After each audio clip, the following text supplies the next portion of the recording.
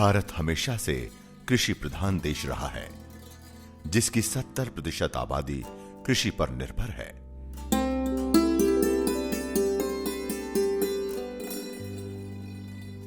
बिहार की अर्थव्यवस्था भी मुख्य रूप से कृषि पर ही निर्भर करती है।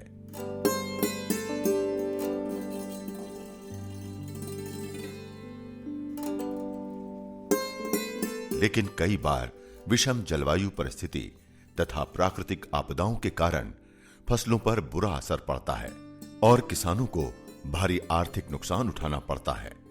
ऐसे में सिर्फ पारंपरिक खेती पर निर्भर न होकर फसल चक्र के दौरान खाली पड़े खेतों में औषधीय तथा सुगंधीय पौधों की खेती करना किसानों के लिए वरदान साबित हुआ है।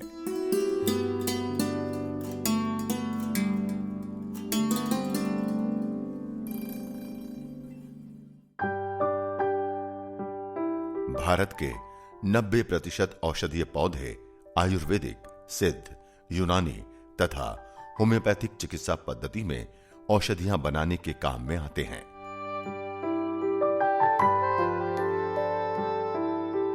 विश्व स्वास्थ्य संगठन यानी WHO के 2002 में किए गए सर्वे के अनुसार विश्व की लगभग 80% जनसंख्या पारंपरिक एवं प्राकृतिक चिकित्सा पद्धति पर निर्भर है। औषधीय तथा सुगंधीय पौधों से कई उपयोगी औषधियां, सौंदर्य प्रसाधन, सुगंधित तेल तथा अन्य जरूरी सामग्रियां प्राप्त की जा सकती हैं।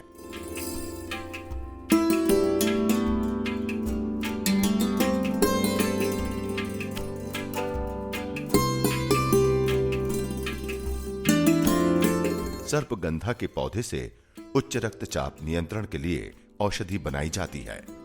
पामारोसा के आसवन में बचे अवशेष से अगरबत्ती तथा गुलाब जल बनाया जाता है। मेंथा से पेपरमेंट तैयार किया जाता है। बदहजमी दूर करने के लिए भी मेंथा का प्रयोग बेहद लाभकारी होता है। इससे कफ सिरप तथा बाम भी बनाया जाता है।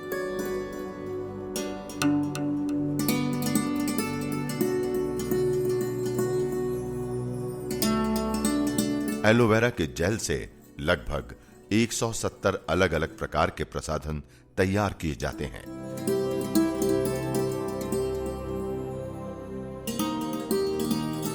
जहां लेमन ग्रास में विटामिन ए प्रचुर मात्रा में पाया जाता है, वहीं तुलसी के तेल से कफ सिरप तथा परफ्यूम बनाया जाता है।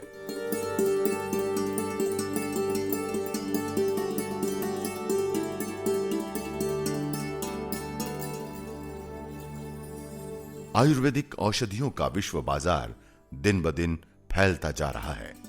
दवा बनाने वाली कंपनियों का झुकाव भी औषधीय तथा सुगंधीय पौधों की तरफ बढ़ रहा है।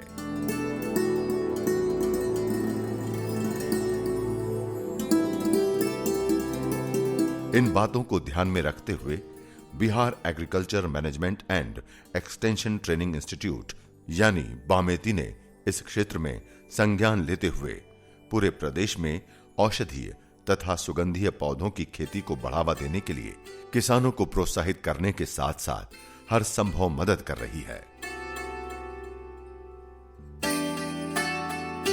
बिहार की जनसंख्या का एक बड़ा वर्ग देसी चिकित्सा पद्धति में पौधों को औषधियों की तरह इस्तेमाल में लाता है।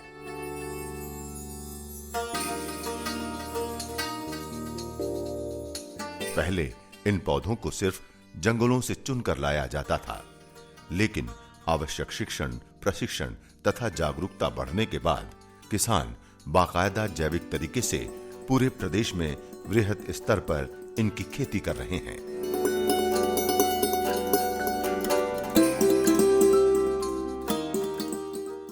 ये आर्टिमिसिया का खेती है। ये औषधीय एक पौधा है जिससे दवाई बनता है। जो ज़मीन ऐसा व्यर्थ है पड़ती है उसमें भी हम लोग इसको लगा देते हैं तो ये अच्छी उपज दे देता है, जिससे हमको मतलब और जो फसलों का जो खेत है उसका नुकसान हम लोग को नहीं होता है। सरकार इसमें काफ़ी हम लोग को मदद करती है, प्रोत्साहन देती है सब्सिडी के तौर पे। आर्टिमिसिया की जब से खेती हम लोग कर रहे हैं तब से थोड़ा आर्थिक स्थिति में सुधार आया है। हम लोग को अच्छा इनकम इससे हो जाता है, कैश मिल जाता है। बिहार में औषधीय तथा सुगंधीय पौधों की खेती की लोकप्रियता के कई कारण हैं। यहाँ की जलवायु औषधीय तथा सुगंधीय पौधों की खेती के अनुकूल है।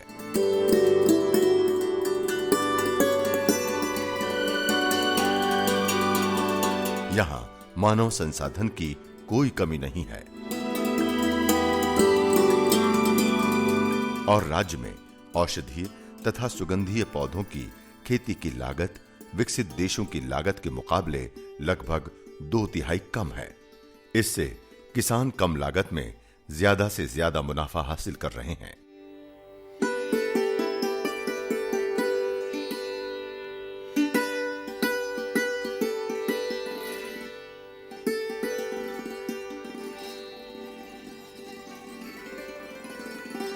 कई सुगंधीय तथा औषधीय पौधे जैसे लेमन ग्रास, खस, पामारोसा, जावा, सिट्रिनोला, मैंथा, आर्टिमिसिया आदि आसानी से मुख्य या वैकल्पिक फसल के तौर पर उगाए जा रहे हैं।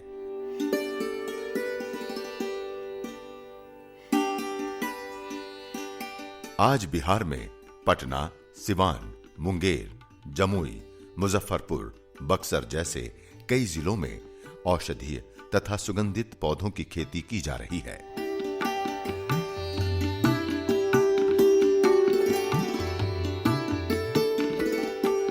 गंगा नदी के तट पर बसे सिर्फ मुंगेर जिले में लगभग 5000 एकड़ जमीन पर सुगंधीय पौधों की खेती की जाती है।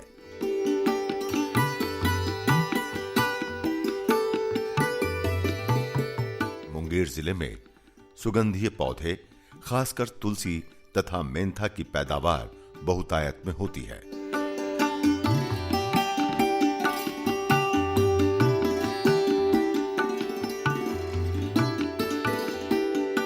अब तक केवल पारंपरिक खेती में जुटे किसानों के लिए वैकल्पिक खेती का नया रास्ता खुला है।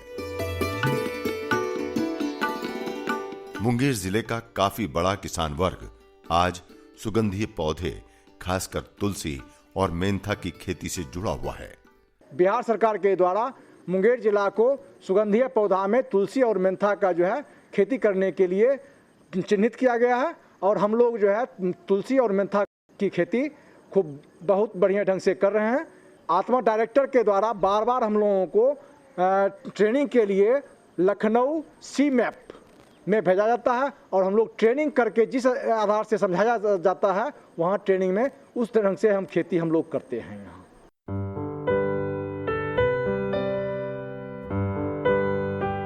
औषधीय तथा सुगंधीय पौधों की खेती को बढ़ावा दिए जाने के लिए बेकार पड़ी जमीन या फसल चक्र के बीच खाली पड़ी हुई जमीन की पहचान कर उनमें उपयुक्त औषधीय तथा सुगंधीय पौधे लगाए जा रहे हैं, जिससे पारंपरिक फसलों का नुकसान भी नहीं होता और किसानों को अतिरिक्त आय भी हो जाती है।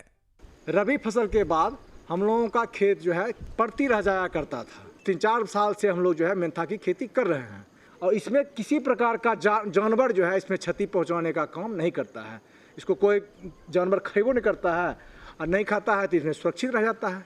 जब पौधा तैयार हो जाता है हम लोगों का तो हम लोग जो है कटिंग करके डिस्टिलेशन के लिए अपने यूनिट पर ले जाते हैं, डिस्टिलेशन यूनिट पर, और वहाँ से जो है हम लोगों का पेराई हो जाता है। पेराई करने के बाद हम लोग जो है अपना तेल बाज़ार में बेचते हैं जा करके।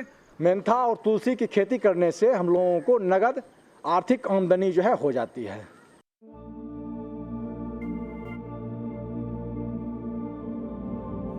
बिहार के विभिन्न जिलों में एग्रीकल्चर टेक्नोलॉजी मैनेजमेंट एजेंसी यानी आत्मा औषधीय तथा सुगंधीय पौधों की खेती के विकास में अपना भरपूर योगदान दे रही है। आत्मा उन प्रमुख भागीदारों की संस्था है जो जिलों में कृषि के विकास को स्थायित्व प्रदान करने संबंधी कृषि की गतिविधियों में संलग्न है। ये जिला स्तर पर कृषि प्रसार एवं अनुसंधान कार्य को एकीकृत रूप से कृषकों के बीच लाने में मददगार है। मुंगेर में भी मैंथा और तुलसी की खेती के विकास का बहुत बड़ा श्रेय आत्मा मुंगेर को जाता है। सुगंधीय पौधों के रूप में मेंथा, पामारोजा, तुलसी आदि पौधों से तेल निकालने के लिए खेती की जा रही है और ये मुंगेर जिले के किसानों के आर्थिक स्थिति को सुधारने में काफ़ी सफल सिद्ध होगा। और इसी विचार के साथ और सरकारी निर्देश के अनुरूप सुगंधीय पौधों की खेती को बढ़ावा देने के लिए सरकारी प्रयास के तहत कार्य किए जा रहे हैं। सुगंधीय पौधे खासकर मेंथा की खेती के लिए जैविक पदार्थ से भरे दोमट मिट्टी वाले खेत जिसका पीएच 6.5 से 8.0 के बीच हो उपयुक्त माने जाते हैं।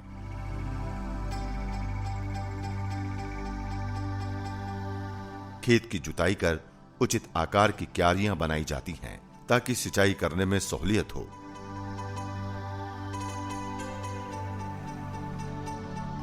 बीज के लिए मेंथा की उपयुक्त जड़ों को पहचान कर छोटे छोटे टुकड़े कर पौधशाला की क्यारियों में सघनता से बुआई की जाती है।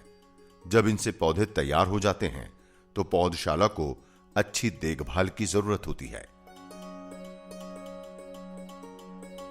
समय समय पर जरूरत के मुताबिक सिंचाई, खरपतवार नियंत्रण और पत्तों में कीट व्याधि से होने वाले नुकसान के लिए कीटनाशक का प्रयोग किया जाता है।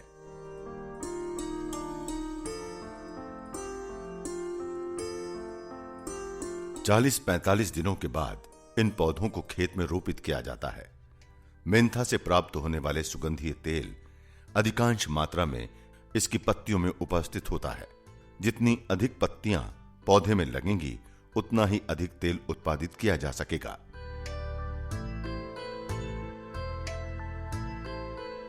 पौधों में वृद्धि तथा पत्तियों की संख्या बढ़ाने के लिए आवश्यक पोषक तत्व मिट्टी में मिलाकर या फिर सीधे पौधों को उपलब्ध करवाया जाता है। इसके लिए रासायनिक उर्वरकों के साथ सड़ी हुई गोबर की खाद मिलाकर उपयोग की जा सकती है। मेंथा की फसल लगभग 90 दिनों में पहली कटाई के लिए तैयार हो जाती है। उसी पौधे से दूसरी कटाई फिर 60 से 75 दिनों के बाद ली जा सकती है। पहले जो हम लोग का खेती था मॉनसून आधारित था, तो एक फसल रबी लेने के बाद हम लोग का खेत खाली रह जाता था। इस कारण जो है हम लोग को नुकसान हो जाता था और हम लोग की स्थिति बहुत दयनीय थी। तो हम लोग को ट्रेनिंग के लिए CMAP लखनऊ भेजा गया। तो मेंथा के बारे में हम लोग को बहुत जानकारी प्राप्त हुई। क्लस्टर बना के आत्मा के द्वारा पहली बार तो हम लोग के पास वही 20 एकड़ में खेती हुआ था। दूसरे साल वो 400 एकड़ में कन्वर्ट हो गया, जिससे किसान को बहुत फ़ायदा हुआ। तो सरकारी योजनाओं को देखते हुए हम लोग ने आवेदन किया डिस्टिलेशन यूनिट के लिए, तो बड़ा वाला डिस्टिलेशन यूनिट हम लोग को गवर्नमेंट के द्वारा मिला।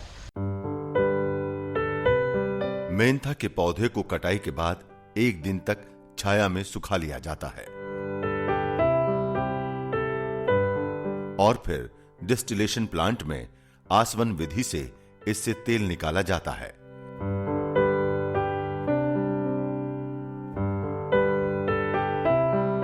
आसवन के द्वारा 125 से 200 किलोग्राम प्रति हेक्टेयर मेंथा का तेल प्राप्त होता है।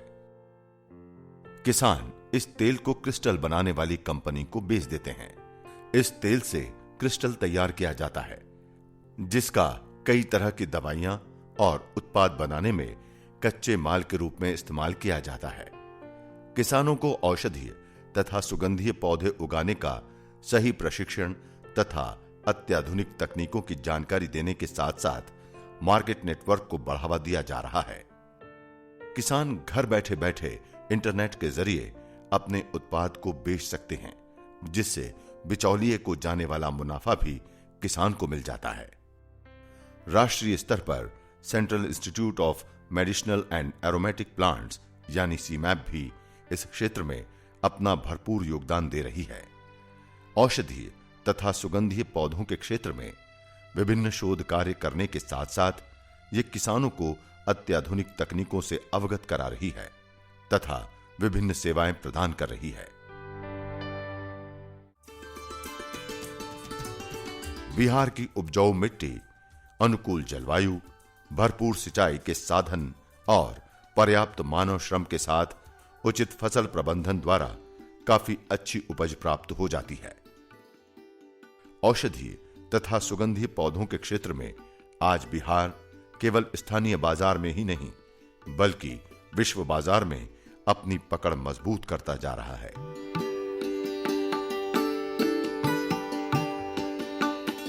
विकास रणनीतियों के तहत विभिन्न औषधीय बागानों को संरक्षित किया जा रहा है। इसके अलावा किसानों को लोकप्रिय प्रजाति के औषधीय तथा सुगंधीय पौधों को आसानी से उपलब्ध करवाया जा रहा है ताकि इससे पैदावार में वृद्धि हो सके।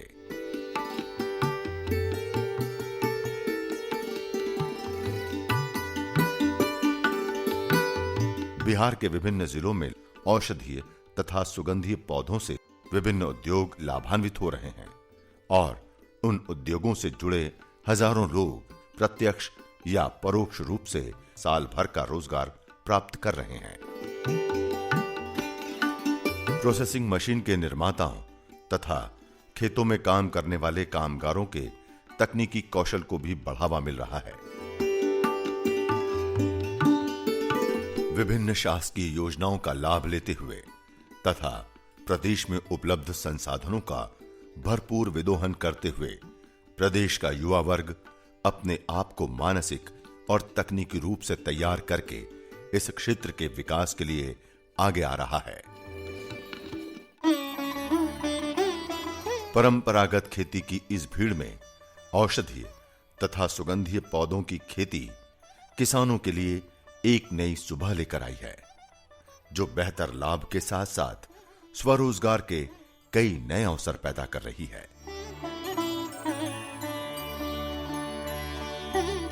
बिहार के किसान परिवार खुशहाली और समृद्धि की ओर तेजी से अग्रसर हो रहे हैं।